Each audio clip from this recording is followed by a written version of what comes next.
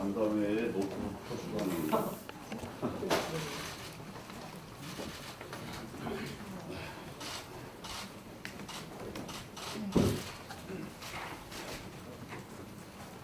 네, 여러분 간담회인데 노트북 펼치고 해요? 원래 간담회라는 건 그런 거라고 돼요. 간담회가 뭔지 아세요?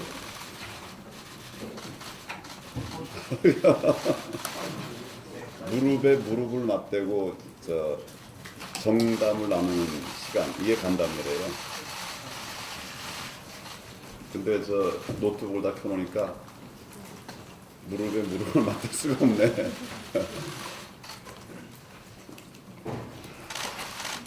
그냥 앉아서 얘기를 해도 되겠죠? 네. 반갑습니다. 제가 자유한국당 대표에 취임한 지 한 달이 조금 지났는데 그동안에 선거도 있었고 또 워낙 바쁘게 여러 일정들을 소화하다 보니까 자주 여러분들을 만날 수 있는 기회가 없었습니다. 그동안 함께 해주신 기자님들의 노고에 대해서 감사를 드리고 또 자주 이런 기회를 갖지 못한 점에 대해서 또 미안하다는 말씀도 전해드립니다. 이번 선거를 치르면서 느낀 게 참 많았습니다. 무엇보다도 우리 국민들께서 하루하루를 정말 힘들게 살고 계신다 하는 현장을 생생하게 이렇게 볼 수가 있었습니다. 이번에 선거를 치른 창원 그리고 통영과 고성은 과거에 상당히 잘 살던 지역이었습니다. 제가 2009년도에 창원지방검찰청 검사장을 했는데 그게 이제 금융위기 직후였죠. 우리가 굉장히 어려울 때인데도 창원은 아주 견고했습니다. 금융위기의 어려움을 크게 겪지 않았던, 바꿔 말하면 아주 경제가 튼실했던 이런 지역이었는데 이번에 가보니까 창원도 굉장히 어려워하고 힘들어하셨습니다. 시장과 상가에 장사하시는 분들, 또 기업하시는 분들, 그리고 중소기업에서 일하시는 근로자들까지 모두 다 너무 힘들어하셨습니다. 현장에서는 많은 분들을 만나는데 또 간담회도 여러 번 했습니다. 근데 이구동성으로 못 살겠다. 좀 자유한국당이 제발 좀 이거 바꿔달라. 이런 정말 간절한 말씀을 하셨습니다. 이게 정말 현장의 목소리였습니다. 대통령께서는 경제 상황이 개선되고 있다라고 말씀하신 것으로 알고 있습니다. 현장에 와서 며칠만 다녀봐도 절대 그런 이야기를 함부로 할 수 없는 것입니다.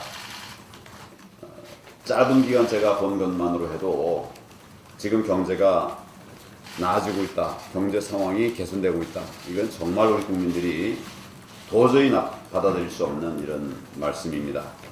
이번에 우리 당에 큰 지지를 보내주신 시민들의 뜻도 경제 좀 살려달라, 이런 것이었습니다.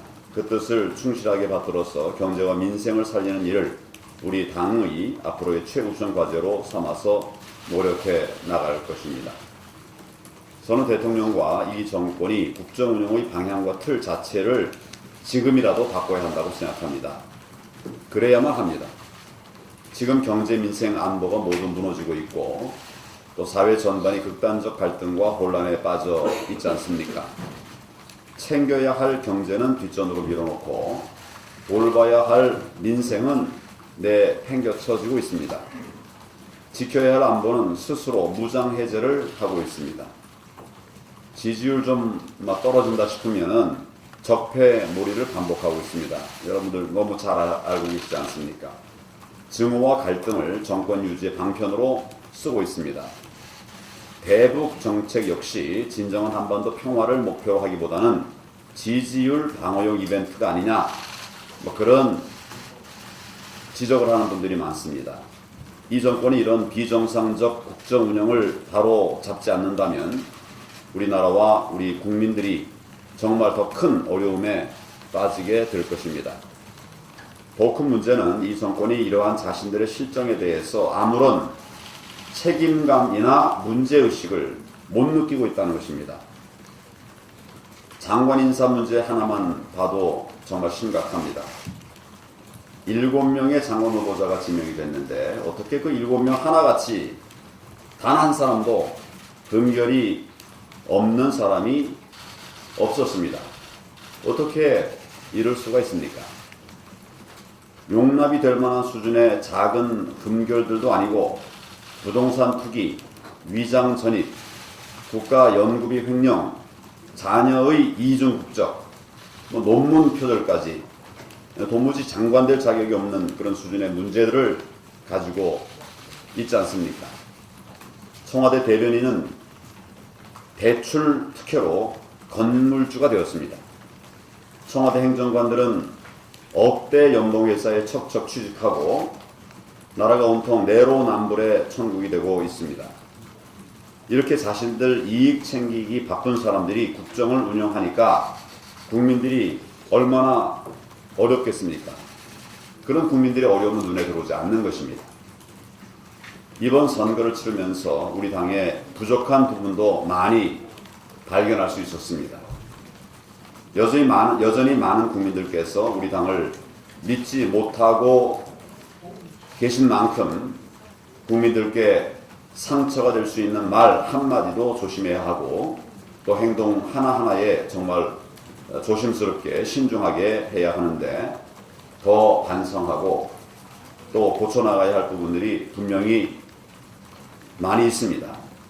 선거 막판에 논란이 됐던 축구장 유세 같은 문제도 제가 좀 더 조심했어야 하는 문제였는데 그렇게 하지 못한 점 참 송구스럽게 생각합니다. 무엇보다도 국민들께 충분한 믿음을 드리기 위해서는 현장에 맞는 정책, 대안이 더 많이 필요하다는 것을 절감했습니다. 탈원전, 최저임금, 52시간 근로제 등 국민의 삶을 무너뜨리는 이 정권의 폭정에 맞서려면 우리 당의 확실한 대안을 갖고 우리 당의 확실한 대안을 가지고 싸워야 한다는 생각입니다. 현재 당내에 각 특별위원회들에서 활발하게 대안을 만들고 있는데 국민들과 활발하게 소통하고 또 생각을 공유하면서 최적의 대안을 내놓을 수 있도록 노력해 나가겠습니다. 최근 우리 당이 절망의 끝에서 희망을 찾아가고 있는데 기대와 지지를 보내주시는 국민들께 정말 감사한 마음입니다. 이러한 국민들의 마음에 보답하기 위해서라도 과거의 잘못과 더욱 단호하게 절연하겠습니다. 그리고 과감한 혁신으로 미래를 향해서 나아가야 한다고 생각하고 실천하겠습니다. 그 길에 제가 앞장서서 최선을 다할 각오입니다. 여러분께서도 건강한 비판과 격려로 힘을 보태어 주었으면 대단히 감사하겠습니다. 자, 다 오전에 오셨던 분들이죠? 오전에 안 오셨는데 또 같이 하신 분 있나요? 자, 그러면 뭐 좀 혹시 궁금하신 게 있으면 말씀을 하시죠. 국가FC가 2천만 원 재재금 받았는데 혹시 그걸 대신 뭐 배상해 주거나 그 배상하게 되면 아마 선거법 위반이 될 거예요. 적절한 방법으로 저희들이 할 수 있는 최선을 다하도록 그렇게 하겠습니다. 대통령이 그 선거 끝나시고 5.18 징계 관련해서요. 다시 이제 윤리위원장 선임하셨는데 그때 김영종 위원장께 사의 표명할 때 학교를 수리를 하신 건가요? 수리가 되지 않은 상태입니다. 사의 표명만 돼 있고 가급적 이제 뭐 그 절차 진행에 들어가야 될 것 같고요. 가급적 빠른 시간 안에 한 번 더 김영정 위원장의 뜻을 확인을 하고 필요한 조치를 해나가도록 그렇게 하겠습니다. 대표님, 모두 발언에서 과거의 잘못과 단호하게 절연하겠다 이렇게 말씀하셨는데요. 그것은 5.18 발언 관련하신 의원님들 중징계해야 된다 이렇게 받아들여도 되겠습니다. 원론적인 말씀을 제가 드린 겁니다. 우리에게 여러 가지 부족한 점들이 여전히 많이 있죠. 그런 부분들을 하나하나 고쳐나가지 못한 부분들이 있습니다. 이제는 우리가 정말 그런 것을 관행이라는 이름으로 계속 유지하고 있어서는 안 된다 이런 생각이고요. 정말 우리 그 당의 내려놓음이 필요하다 이런 생각합니다. 얼굴도 익힐 겸 소속을 말씀해 주시고 질문하시면 좋겠습니다. 최근에 이인찬 기자입니다. 창원 성사 패배 원인 중 하나가 보수가 분열됐기 때문이라는 얘기가 있는데요. 총선이 얼마 안 남았는데 보수 단일화에 대해서는 앞으로 어떻게 추진하실 계획인지 창원 성사는 뭐 굉장히 어려운 지역이 있습니다만 저희가 힘을 합해서 많은 노력을 했고요. 그 결과 뭐 여러분 보신 것처럼 막판까지 박빙의 승부가 계속됐습니다. 이번 선거를 통해서 뭐 새로운 몇 가지를 저희 당이 발견했습니다. 단합입니다. 단합. 많은 분들이 그 선거 현장을 방문하셔서 음으로 양으로 후보자와 캠프를 지원을 많이 했어요. 이런 일들이 쉽지는 않았을 것입니다. 그런데 서울에서도 오고, 뭐 제주에서도 오고, 강원도에서도 오고, 경기도, 뭐 충청권은 말할 것도 없고, 많은 당원들께서 힘을 합했습니다. 오랜만에 그렇게 해봤다는 말도 있고요. 또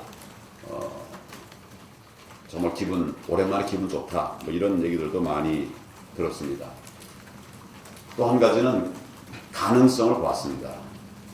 창원 성사는 뭐 이를테면 저희들이 험지라고 하는 것으로 이렇게 알려져 있죠.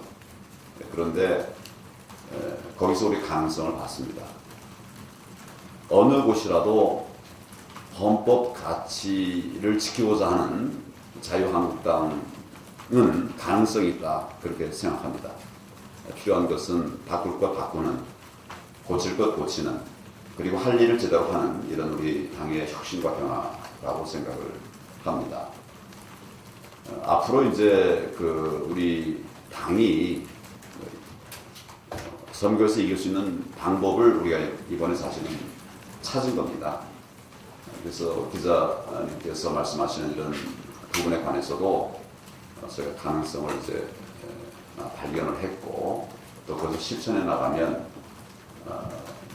통합의 문제도 극복할 수 있고, 또 선거를 하는 경우에도 길을 찾을 수 있지 않겠나 이런 생각을 합니다. 대표님, 세계일보 이창훈입니다. 새로운 통합의 길을 말씀하셨는데 그게 지금 방금 설명은 당내 통합인데 이번에 다른 미래당, 대한민국당까지 합치면은 범보수 진영의 득표율이 높았거든요. 결국 보수 통합도 이번에 수동적 가능성을 발견했다고 보시면 될까요?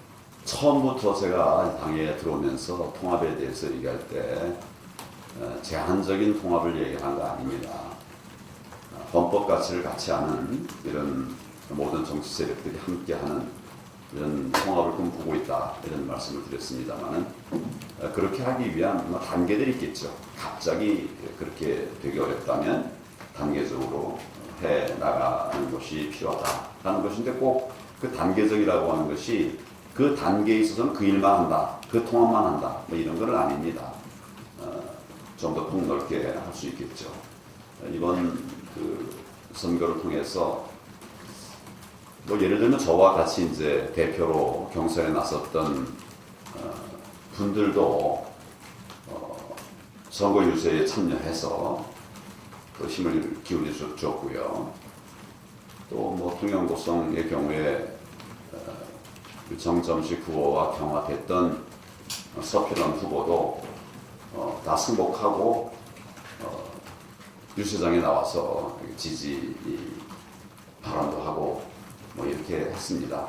우리가 이제 단단하게 다졌으면 우선 외연이 넓혀질 것이고 또 그 외연을 넓히기 위한 우리가 노력을 할 것이고 그런 과정에서 자연스럽게 더 큰 통합 하나씩 이루어 갈 수 있지 않을까 이런 생각을 합니다.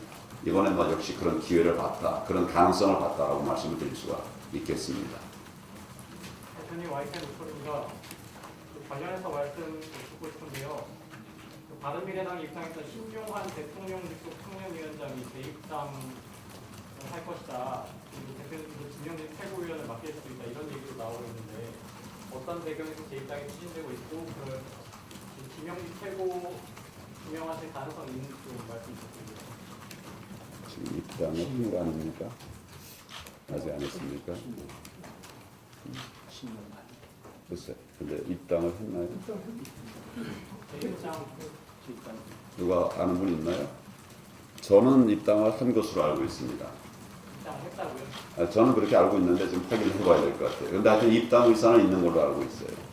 절차는 뭐 확인해봐야 되겠습니다만은 지금 뭐 그 신용환 전 청년위원장이죠. 또 그 충북지사 로 출마를 했었던 것으로 기억되는데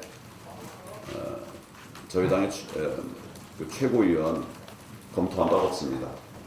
우리는 많은 그 인재들을 영입하고 함께하겠습니다만 어떤 조건을 놓고 영입하는 이런 방식 구태라고 생각합니다. 인재들이 많이 와서 그 인재의 역량이 평가가 되면 지금 보통을 생각하는 것보다 훨씬 더 많은 큰 기회들도 주어질 것입니다만은 그걸 약속하고 이렇게 해서 영입하는 이런 형태의 구시대 정치하지 않겠습니다. 대표님, 머릿속에 있습니다. 절연해야 될 과거에 대해서 말씀하실 때 원론적인 말씀이라고 하셨는데요. 국민들이 좀 체감할 수 있게 어떤 부분을 좀 생각하고 계시는지 한 두 가지만 좀 꼽아주실 수 있습니까? 우선 국회의원들의 특혜가 많다. 이런 말들도 많이 있지 않습니까? 그런 부분들도 이제는 내려놓을 것은 내려놓겠다. 그러나 내려놓지 않아야 될 것을 내려놓으라고 하는 것은 그것도 잘못된 것이죠. 내려놓아야 될 것은 내려놓겠다. 또 말씀하신 그 우리들이 그동안 보여왔던 고쳐야 될 관행 중에 중요한 하나는 계파 정치라고 말할 수 있지 않습니까? 이번 그 재보궐선거 과정에서 저는 계파를 못 봤습니다. 여러분도 못 보셨을 거예요. 다 하나 우리 자유한국당을 되살리자 하는 여기에 집중을 했던 것으로 그렇게 보여졌습니다. 뭐 그 외에도 사실은 뭐 여러 가지 고칠 것들이 있죠. 오래 쌓여온 이런 문제들도 있을 것입니다. 하나하나. 그러나 이제 같이 소통하면서 뭘 고칠 것인가. 또 고친다고 하더라도 한 번에 다 고치는 것이 반드시 좋은 것은 아니죠. 단계적으로 고친다고 한다면 언제 어떤 것을 고쳐나갈 것인가. 이런 부분을 우리 당원들과 함께 의원님들 또 당협위원장님들 당원들과 함께 협의해가면서 좀 뭐라 그럴까요? 마음이 같이 따라오는 이런 변화를 이끌어갈 수 있도록 그렇게 노력하겠습니다. 대표님 아시아투데이 정세희 기자입니다. 이번에 그 선거 직접 내려가서 상주하면서 이제 통역 다 하셨고 그 통역 구성으로 높은 득표율을 이제 당선을 시켰는데요. 그러면서 이제 보수 대권 주자로 이미지를 굳혔다는 뭐 그런 평들도 나오셨는데 위력 대권 후보로 거론되고 있는 부분에 대해서 좀 어떻게 보시는지. 저는 제 1차적인 목표는 우리 당이 국민의 사랑과 신뢰를 받는 것이라고 생각합니다. 우리나라의 오늘에 이르기까지 우리 자유파 정당이 많은 노력을 했고 그리고 또 구체적인 성과가 오늘에 우리나라의 번영, 부흥을 이끌어 봅시다 이렇게 생각을 합니다. 최근에 국민들로부터 많은 질타를 받는 점 좀 안타깝습니다. 이것을 사실은 좀 회복하고 그리고 정말 정당의 목표는 또 집권이라고 할 수 있는 것이니까 집권해서 망가져가는 우리 나라의 경제, 안보, 민생을 다시 세워나가겠다. 이것이 저의 목표인데 정 기자께서 말씀하신 것처럼 그렇게 국민들께서 저나 또 저희 당에 대해서 좋게 평가를 해주시는 두 분이 생기기 시작했다는 것은 참 감사한 일인데 그럴수록 저는 더 무거운 책임감을 느끼면서 우리 당이 국민을 위해서 다시 살아나는 우리 대한민국의 미래를 위해서 다시 살아나는 그런 변화가 있을 수 있도록 더 큰 책임감을 가지고 노력을 하겠다는 말씀을 드립니다. 과거의 반절, 새로운 혁신, 공천과 관련된 이야기를 조금 해주시면 좋겠습니다. 메일 좀 구합니다. 예. 제가 몇 번 말씀을 드렸습니다만은 공천의 핵심은 공정성이라고 생각합니다. 근데 공정하지만 능력 없는 이런 그 후보가 공천이 된다고 하면 이길 수가 없겠죠. 그래서 공정하면서 이길 수 있는 이런 공천을 하겠다. 그런 말씀을 드렸습니다. 감으로 하는 공천이 있고 또 자료를 토대로 해서 하는 공천이 있고 여론을 기반으로 해서 하는 공천도 있겠습니다. 이런 것들이 좋은 인재를 발굴하는 이런 시스템이 될 수 있겠습니다만 그런 거 하나하나 참 중요한 그런 방법들인데 그 모든 과정에서 가장 중요한 것은 역시 공정성이라고 생각합니다.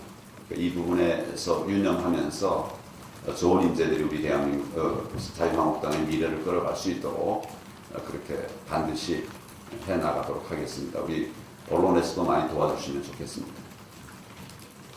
내일 신문 이재걸 기자입니다.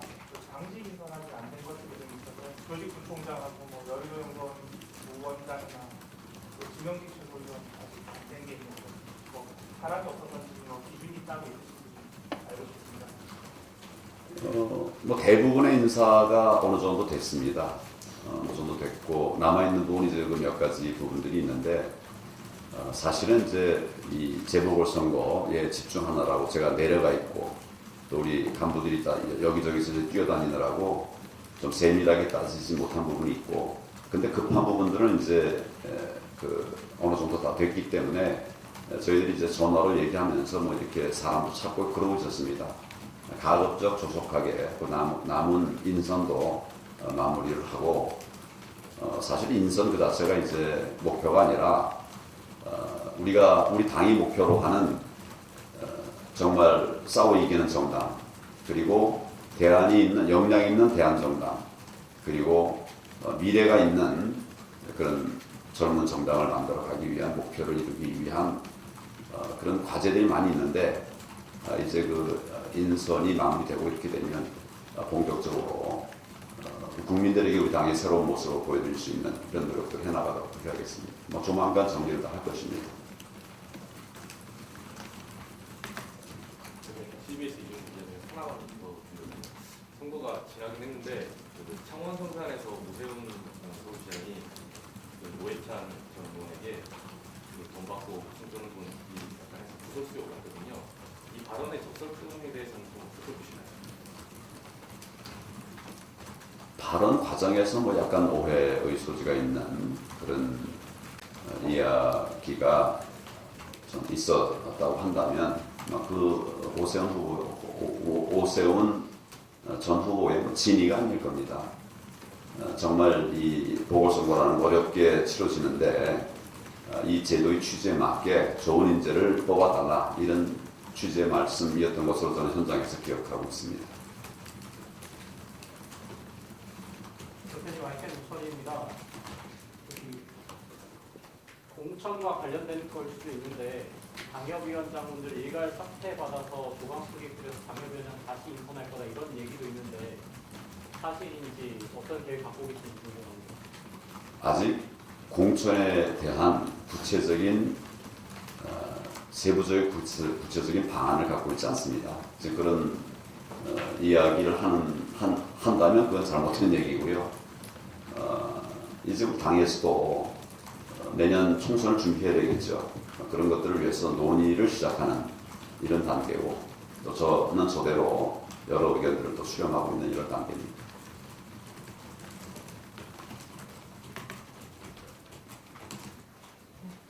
좀 재미있는 질문 같은 건 없습니까? 여기 오마이뉴스 원진입니다. 그 선거결정위원회에서 15일까지 선거결정이라고 이렇게 이야기를 했는데 이게 안 되고 있잖아요.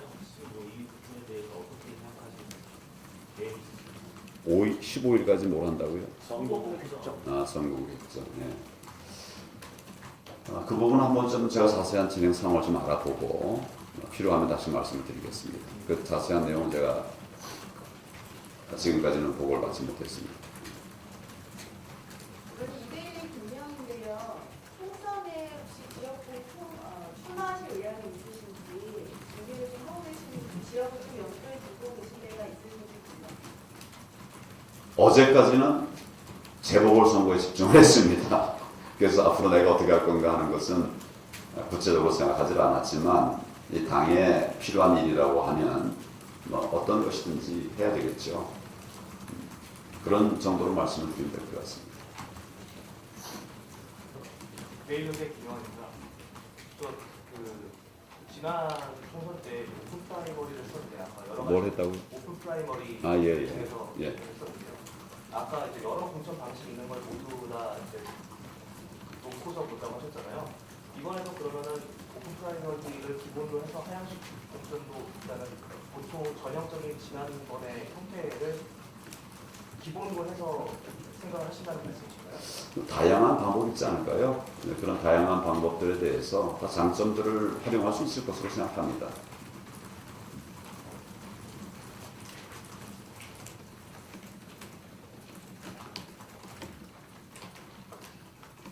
뭐 그 정도 할까요? 뭐 좀 재밌는 얘기를 좀 하자고 그래도 자꾸 재미없는 덜한 얘기를 하시네. 민주당이 통영 고성에서 받았던 득표율에 대한 평가는 좀 어떻게 하십니까? 거기가 상당히 우려 지역이었는데 이번에 또뭐 역으로 보면 또 상대편에 또 많이 또 점유한 또 그런 뭐 통영 고성 예, 민주당이 예. 민주당의 득표율에 대한 평가 그런 것좀 그 지난번 그 지방선거에서는 두 석을 다 그쪽이 민주당 쪽이 차지했었죠. 지금 자치단체 시장 그 사이에 이제 이 정부의 실정들이 계속되지 않았습니까? 특히 이제 경제 실정이 우리 어려운 사람까지 힘들고 하고 이렇게 만들었고 민생 돌보지 않는 이 정부의 잘못된 판단 때문에 민생이 무너지고 특히 이제 안보 문제까지 이렇게 불안하게 만들어 버렸는데 이런 부분들에 대해서 이 정부의 그동안의 경제 실정, 경제 폭정에 대해서 국민들이 심판한 것이라고 생각합니다. 한 번 이겼다고 해서 계속 이기게 하겠다. 국민들이 그렇게 어리석지 않습니다. 해봤더니 엉터리더라. 그러면 판단을 달리 하겠죠. 이번에 이제 그렇게 한 것이 아닌가 싶습니다. 다만 그렇다고 해서 그것이 그럼 우리 당에 대한 전폭적인 신뢰로 돌아온 것이냐? 그렇지는 않다고 생각합니다. 물론 이제 정점식 후보가 높은 득표를 했습니다만은 그러나 그것으로 인해서 우리가 뭐 정말 국민들의 신뢰와 지지를 받기에 충분한 정당이 되었다 이렇게 생각하지 않습니다. 우리 당에 지금 누구도 그런 생각을 하지 않을 것이고 이제 국민들께서 우리에게도 길을 열어주셨다 그런 생각을 합니다. 그 국민들 뜻에 부합할 수 있도록 신뢰를 저버리지 않도록 그렇게 최선을 다해 나가고 옵니다. 대표님 SBS를 이루고 있다. 부족한 게 어떤 부분이 있다고 생각하시나요? 지금 말씀하신 무엇에 지금 당에서 부족한 부분이 어떤 부분? 아까 쭉 말씀 좀 드렸는데 그거하고 다른 얘기인가요? 아까 부족한 부분에 대해서 두 가지만 얘기하면서 얘기했고 고쳐야 될 부분. 예. 대표님 유대일 권유하겠습니다. 이번에 내려가셔서 국민들 만나면서 가장 마음이 아팠던 말씀이나 가장 기분이 좋았던 말씀 이렇게 한 가지씩만 뽑아주신다면 어떤 게 있을까요? 못 살겠다고 하는 말씀. 못 살겠어요. 정말 힘들어요. 어떻게 좀 해주세요. 가는 데마다 그런 말을 들었어요. 정말 60년대 듣던 얘기입니다. 옛날에 못 살겠다 가라보자. 근데 그 말이 자꾸 저 생각이 나더라고요. 제일 참 안타까운 말씀이었고요. 제일 듣기 좋은 말은 대표님 실제 보니까 굉장히 젊어 보이네요. 이 말 제일 듣기 좋습니다. 제가 젊어 보이나 봐요. 왜 여러분 그러지 않습니까? 그리고 더 좋은 기분 좋은 말도 했는데 그 말씀 또 하면 또 오해의 소지가 있어서 근데 하여튼 우리 서민들께서 자유한국당에 기대하는 바가 굉장히 많으시더라고요. 시장에 가도 또 근로자들을 만나도 현장들 가보면 자유한국당이 좀 잘해달라. 물론 이제 국민들께서 지금 이 정부의 실정에 대해서 실망하셔서 이제 우리를 좀 바라보고 계시는데 그것이 완전히 그 신뢰를 회복한 이런 상태로 말씀하시는 것 같지는 않다고 말씀을 드리는데요. 그래도 예정을 자유한국당 자유우파에 대한 예정을 좀 회복하는 듯한 이런 모습을 보면서 그 부분이 가장 기분이 좋았습니다. 그럼 마지막 하나만 더. 예. 마지막 마지막이 아닌데. 아니 기자 대장님께서 마지막으로 한번. 의원들하고 소통을 그렇게 열심히 하신다는 평가를 좀 대도에 적지않게 듣는데요. 네, 어떤 형태로 주로 얘기를 나누시고 소통을 자주 하시는지, 매체는 어떤 채널로 만나요? 예, 만나서 대화만 하기도 하고요. 차만 마시면서 또 만나서 밥을 먹기도 합니다. 뭐 새벽에도 만나기도 하고 점심 저녁에도 만나기도 하고 다 그리 못하니까 전화도 하고 뭐 문자로 주고받기도 하고 또 이메일 주고받기도 하고 지금 여러분들이 쓰시는 그런 소통 방법들 왜냐하면 이제 시간은 짧고 여러분들의 얘기를 많이 들어야 되고 또 나도 하고 싶은 말도 있고 그러니까 이렇게 이제 다양한 방법으로 기회가 될 때마다 만나고 이야기하고 또 의견도 듣고 또 지금은 이제 우리 의원님들도 그렇고 원외위원장들도 의견들이 많더라고요. 좋은 의견들이. 그래서 언제든지 하여튼 저는 하여튼 제 그 스마트폰으로 뭐가 많이 들어옵니다. 그런 것들을 내가 할 거는 하고 또 전달할 거는 우리 담당 스태프들에게 좀 전달을 하면서 이렇게 소통을 하는데 저는 기본적으로 혼자서 모든 걸 다 잘하는 이런 독불장군은 없다고 생각합니다.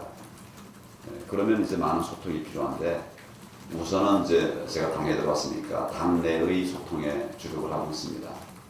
의원들과 이제 주로 일할 기회가 많으니까 이제 많이 만나게 되는데 원외위원장들도 좀 신경을 많이 쓰려고 합니다. 그리고 책임당원들 중에도 제게 또 그 SNS를 통해서 스마트폰을 통해서 이렇게 연락해 오는 분들도 있는데 제가 다 답은 못하지만 그 간단한 이런 답들을 좀 하면서 소통을 하고 있고요. 가급적이면 현장을 많이 가려고 합니다. 지금 저는 사실 민간 전문가들과 좀 많이 소통을 하고 싶은데 최근에 그렇게는 많이 못했어요. 물론 전혀 안 하는 건 아니지만 현장을 많이 가면서 여러 다양한 분들을 좀 만나고 그분들의 의견 좀 듣는 것이 좋겠고요. 앞으로 이제 더 하고 싶은 것은 제가 당에 들어오기 전에 좀 노력했던 부분이 청년들과 만나고 또 여성들과 만나는 그런 것을 좀 주역하고 있었는데 앞으로 그런 쪽에 더 좀 노력을 하려고 합니다. 우리 편지도 편지도 제가 가고 오늘도 몇 가지를 좀 보낸 것 같아요. 어제 재보궐선거와 관련된 이런 제 소회나 또 감사의 뜻도 좀 전하고 이렇게 해서 가급적 다양한 방법으로 소통을 하려고 다양한 대상들을 좀 만나려고 그러고 제 생각은 우리 기자 여러분들하고도 좀 자주 만나고 싶어요. 근데 시간이 잘 안 돼서 그리 못하지만 앞으로는 오늘처럼 깜짝 미팅 이런 걸 좀 하면 어떨까 싶은데 그래도 괜찮겠습니까 여러분? 오늘은 그냥 이렇게 답 없는 깜짝 간단했지만 다음에 이제 밥도 살 수 있고 또 마지막 질문이라고 아까 그랬는데 하나 더 질문 이거 정말 마지막으로 하죠. 예. 지금까지는 보궐선거가 있었기 때문에 나경원 원내대표와 그 원외와 원외로 나뉘어서 활동을 해주셨고 그게 이제 그 대여 투쟁의 그 기본 방향이 약간 좀 구분이 지었다고 보는데요. 앞으로 그러면 이제 원내나 이제 대여 투쟁의 방향을 잡으셔야 될 텐데 지금 같은 구도에서 어떻게 방향을 잡으실지 지금같이 약간 나뉘어서 가실지 아니면 같이 가실지 또 대여 투쟁의 방향을 앞으로 또 어떻게 방향을 잡으실지 좀 궁금해서요. 원내 대표도 자유한국당의 원내 대표입니다. 그러니까 당 대표가 따로 있고 원내 대표가 따로 있는 게 아니고요. 당 대표가 있고 그 안에 뭐 원내와 원외가 있죠. 같이 해온 거지. 원내는 원내대로 하고 원외는 원외대로 한 게 아니에요. 그러니까 지난번에 이제 미세먼지 특위 이게 처음 만들어진 특위죠.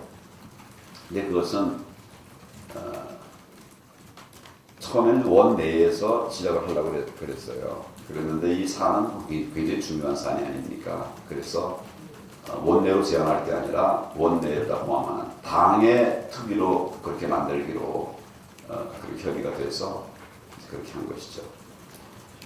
기본적으로 우리 당의 구조는 원내와 원외가 있지만 그래서 이제 원내 위원장도 있고 원외 위원장도 있고 그에 속한 이제 당원들도 있지만 이게 구분되는 게 아니에요. 이번에 이제 재보궐선거 과정에서도 원내만 모인 게 아니지 않습니까?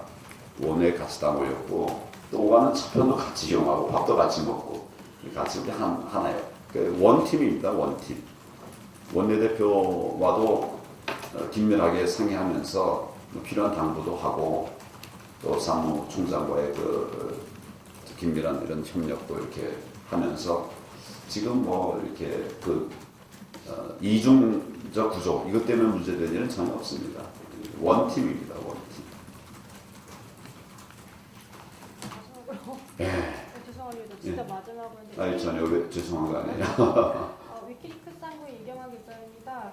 그 방금 전에 말씀하셨던 지금 창원이 60년대만큼이나 못 살고 힘들다고 말씀하셨는데 사실 젊은 층이 느끼기에는 60년대가 얼마나 힘들다는 건 알지만 이게 마음으로 와닿지는 않습니다. 그거에 대해서 구체적으로 좀 더 설명해 주시면 감사하겠습니다. 60년대에는 보릿고개라는 말이 있었습니다. 이게 뭐냐면 이제 수확한 식량 다 먹고 연초에 막 겨울에 나는 보리까지도 다 먹고 이렇게 먹고 해서 먹을 거 다 끝내고 나면 먹을 게 없는 거예요. 그래서 사실은 아사자가 있었습니다. 굶어 죽는 사람도 있었습니다. 우리나라가 그랬어요. 60년대까지만 해도 그랬었습니다. 그러니까 저도 57년생입니다만 그때 아주 좀 흉흉한 얘기들이 가끔씩 들리고 그랬어요. 정말 힘들었습니다. 우리 1인당 국민소득으로 말하면 지금 우리 1인당 국민소득이 3만 불 넘었죠. 한 사람당 1년에 얻을 수 있는 소득이 3만 불이죠. 3,500만 원 정도 이렇게 되는 거 아닙니까? 그런데 제 기억으로는 60년대에 우리 1인당 국민소득이 60불, 70불이었어요. 그러니까 지금으로 말하면 어떻게 됩니까? 비교가 안 되는 거죠. 그러니까 1년 동안 6만 원, 7만 원 가지고서 밥도 먹고 다 이렇게 의식주 다 해결했다는 것이죠. 그러니까 먹을 것이 없는 것이죠. 저도 어려서는 학교 갔다 오면 나물 캐러 다녔어요. 부식거리가 없으니까 나물 캐서 이제 나물 만들어 주시면 그거 먹고 식사 같은 거, 점심 같은 거 못 먹는 사람 많았고 나도 점심을 못 먹을 때가 많았고 그런 시대가 있었죠. 그게 이제 60년대니까 저는 사실 생생합니다. 오래된 일이 아니고요. 우리가 1인당 국민소득 1000도를 만들자. 지금 3만 불이라고 아까 말씀드렸죠. 1000도를 만들자고 해가지고 그냥 경제개발 5개년 계획 이런 걸 막 하면서 했는데 제 기억으로는 1000불 만드는 목표가 1980년이었어요. 1980년까지 1000불을 만들자. 그랬는데 실제로 우리가 천불을 만든 거는 1977년입니다. 그래가지고 온 나라가 너무 좋아했어요. 야, 이제 우리가 천불 시대가 됐다. 그것도 앞당겨서 됐다. 천불이면 지금 말하면은 얼마입니까? 100만 원이죠. 110만 원 정도. 그러니까 1년 동안 110만 원 갖고 살아가는 그 시대가 1977년입니다. 아주 오래된 일 아니에요. 그래서 이제 옛날에 정말 어려웠다는 거고, 연세 드신 분들이 옛날에 정말 살기 힘들었다 이렇게 말하시는 것이 이제 거기서부터 시작이 된 거죠. 실제로 옆에 굶어 죽는 사람들이 많이 있었어요. 그거 왜 질문하셨죠? 그러니까 지금 옛날에 이제 그때 그랬어요. 그래서 그렇게 힘드니까 못 살겠다 가라보자 이런 정치 구호가 나왔고, 그래서 그 당이 이겼거든요. 못 살겠다 가라보자. 한번 인터넷에 한번 쳐보세요. 그 말 그냥 딱 나와요. 이게 지금 못 살겠다 이런 말을 하는 그런 분들이 많더라고요. 그래서 그 생각이 자꾸 떠오르더라고요. 시장 가보면 또 뭐 가게 같은 데 가보면 그저 커피숍에 갔더니 그 꽤 큰 커피숍인데 직원이 10명 있었다는데 지금 5명으로 줄였대요. 그것도 전에는 이제 그 뭡니까 직원 10명 있으면 사장인데 자기가 직접 나와서 일을 해야 되는 거예요. 그리고 또 가족까지 나와서 일을 해야지 또 유지를 할 수가 있더라. 이제 그렇게 얘기하면서 뭐 실제로 시장 가면 한번 가보세요. 그러면 못 살겠다고 그래요. 못 살겠다고. 정말 우리 경제를 아는 자유한국당이 책임감을 가지고 좀 해야 되겠다 이런 생각을 거듭거듭 하면서, 근데 또 굉장히 반겨요. 시장을 가고 굉장히 반깁니다. 그래서 그것이 또 안 듣기도 했고 그렇습니다. 잘하겠습니다. 경제를 살리겠습니다. 예. 그래 감사합니다. 그리고 이런 기회를 자주 갖도록 합시다. 예. 우리 노트북에 묶여 있는 여러 기자님들 노트북으로부터 해방되십시오. 내가 2005년도에 국정원 도청 사건 수사를 했었어요. 143일을 기자회견을 했거든요. 그때는 노트북이 거의 없었어요. 다 이게 뭐 수첩에다 막 쓰고 그랬다고. 그리고 몇 명이 연합뉴스 뭐를 비롯해서 몇 명이 노트북이 있어요. 이렇게 위에다 놓고 하는 게 아니라 안 보이게 요 밑에다 옷을 이렇게 쳤다고. 노트북 치나 안 치나 모르게. 그래가지고 그때 그걸 써준 분이 무슨 윤정 기자인데 이게 보물이야. 다른 기자들이 뭐 이걸 하고 있다는 걸 알고서 여기 와서 막 얻어가고 그랬어요. 나도 달라고 그래도 나도 얻었어. 내가 말한 거 어떻게 내가 했냐. 그래서 그랬었는데 그때는 없었어요. 2005년도 얘기입니다. 근데 이제는 뭐 아무데나 가도 다 이게 나오고 땅바닥에 앉아서 이거 다 하니까 참 세상이 참 우리가 발달됐다 이런 생각이 드네요. 그 말씀 마저 받아치고 있습니다. 그래. 말씀하시면 계속 쳐야 되니까. 수고했습니다.